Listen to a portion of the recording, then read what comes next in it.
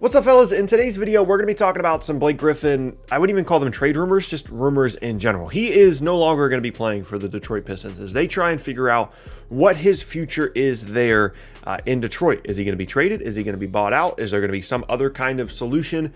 They're obviously focused on things other than Blake Griffin in terms of their roster right now. They're trying to figure out what to do with him, and that's what we're going to be talking about in today's video. But quickly, before we get started, if you enjoy content like this, then consider subscribing. I upload twice a day, every single day on this channel, so it's most consistent NBA content on YouTube. My name's Tucker, by the way, if you're new here. What's up? You can also leave a like rating on the video as well, and check me out at various socials at the bottom of the screen and a link tree down in the description below. With those things said, let's talk about Blake Griffin of the Detroit Pistons. So if you've watched any of my Pistons videos in the past, this should not come as a surprise to you. I've talked about the fact that the Blake Griffin situation is a disaster. I've talked about the fact that this Pistons rebuild is arguably the toughest rebuild in the entire league when it comes to young talent, when it comes to some of the contract stuff that they have to deal with. It's going to be a long, long time before Detroit is a really, really good team. And I made those points even before, this most recent draft when they traded away someone like Luke Kennard and they got all these other young guys. And now, clearly the goal is, what are we going to do about Blake? Jeremy Grant's actually been really good. A couple of the other free agency signings weren't great, but there's some signs of life on this Detroit roster for the future of this group. But of course, Blake Griffin is not going to be a part of that future. And there's been Blake Griffin trade speculation for about a year to a year and a half. He had an all-NBA season a couple of years ago, and that was really exciting. And ever since then, it's just been nothing. He's been hurt. He has not been as effective when he's been on the floor.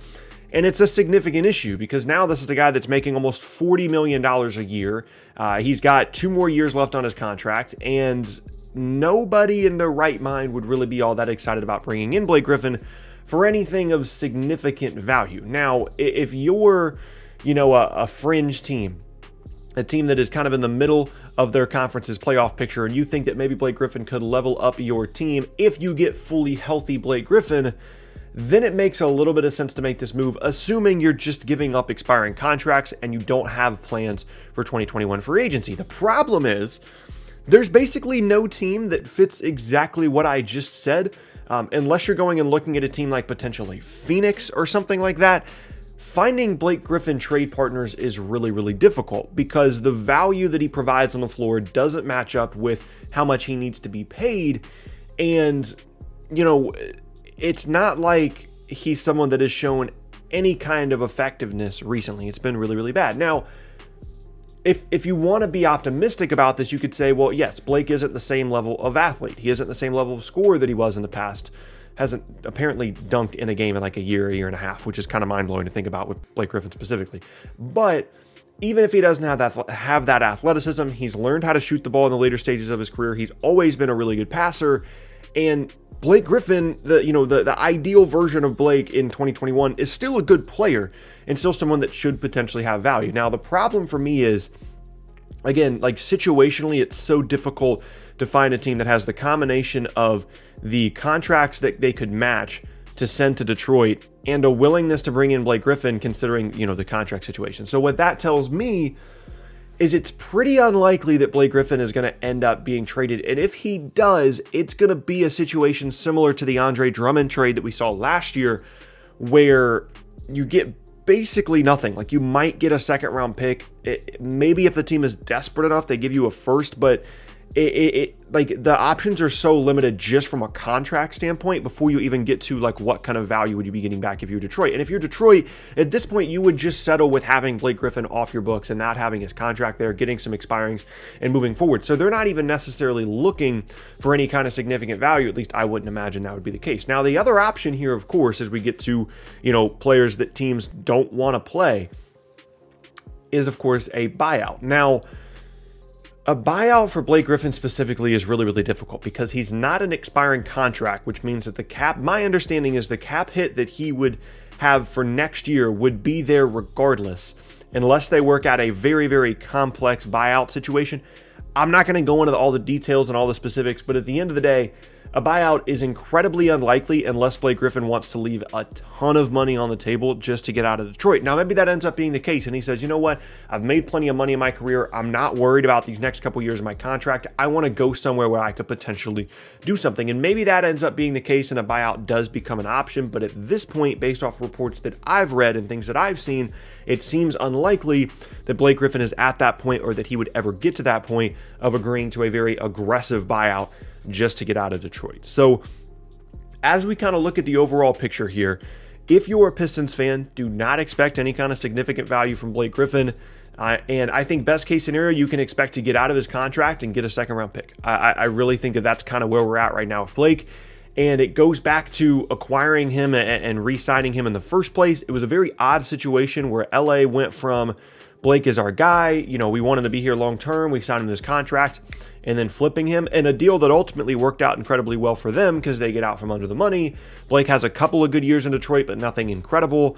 They get some other pieces in LA that end up being moved to other places, and then it just kind of the rollover of all the assets in the Griffin trade worked out really well for them. And for Detroit, the mindset at the time was that Van Gundy wanted to save his job, and Detroit was not a great team, and they were just trying to level up their roster to save themselves. And ultimately, that's a situation that we have seen a couple of times in the last couple of years where there are, personnel in a position where what's best for the long-term outlook of the franchise, whether they're employed there or not, and what's best for their immediate job security are two different things, and they choose to do the thing that is best for their immediate job security.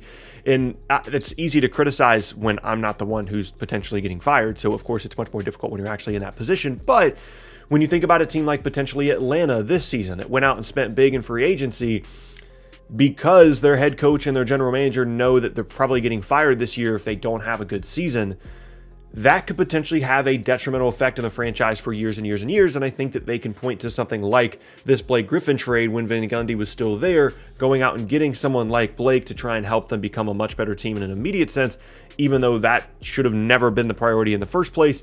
I think there's a lot of different parallels between those two situations. So at the end of the day, it's unfortunate what's happened to Blake's career.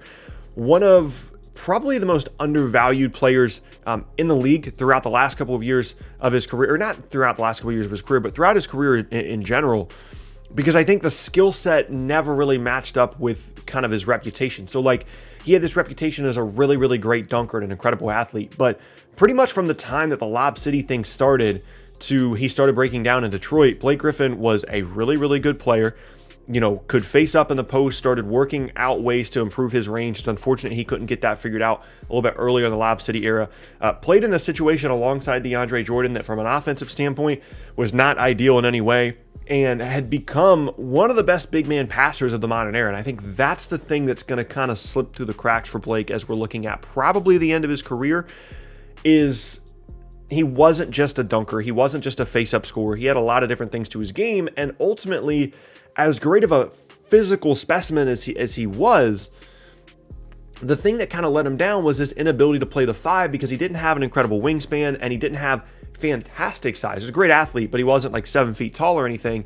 And he was like one or two athletic pieces away from being a fantastic modern day five man as a rim roller. And you could argue that situationally, he was just never really in the right position, even though he was really, really good, of course, with those Lob City teams and a team that should have made a conference finals at one point or another. So if this is the end for Blake, which it kind of seems like it kind of has been for about a year or so, it's unfortunate because I think there's a lot of different ways his career could have played out differently if he went somewhere other than LA, if he didn't suffer as many injuries. Some of those injuries he brought upon himself. But at the end of the day, I do think that it's unlikely he has much value on the trade market. And unless he really just is so desperate to go somewhere other than Detroit and is willing to give up a ton in a buyout, I can't imagine Blake is going to be on a roster other than Detroit until he gets to a situation where his contract is an expiring one. If his deal was an expiring contract, this would be not significantly easier, but definitely easier to move. But having multiple years left on the deal, really complicates the situation. And as a result, like I said, I think Blake is probably going to be a Detroit Piston past the trade deadline this season and into next season, which is going to create an awkward situation for everyone involved because he's just going to be kind of waiting around, I guess, to be traded or not really playing because they don't want him to get hurt. I don't know. It's going to be an odd situation for sure, but we'll keep an eye on it throughout the rest of the season. But that is going to be the end of the first of today's videos, and I thank you all very much for watching. Once again, my name is Tucker. If you missed any of my previous videos, then be sure to check out the boxes on screen. As I mentioned in the beginning, I upload twice a day, every day. This is just the first video of the day. The second one is going to be about some Andre Drummond stuff. We're starting to get some of these trade rumors, some of these buyout rumors heating up as we're getting closer and closer to the trade deadline next month. And of course, I'm paying attention to as many trade rumors as I can possibly keep track of all at once for you guys on the channel. So be on the lookout for those videos as well as the second video of the day today talking about Andre Drummond. But with those things said, hope you guys enjoyed the video. Hope you guys have a fantastic rest of your day, and I will see you all next time.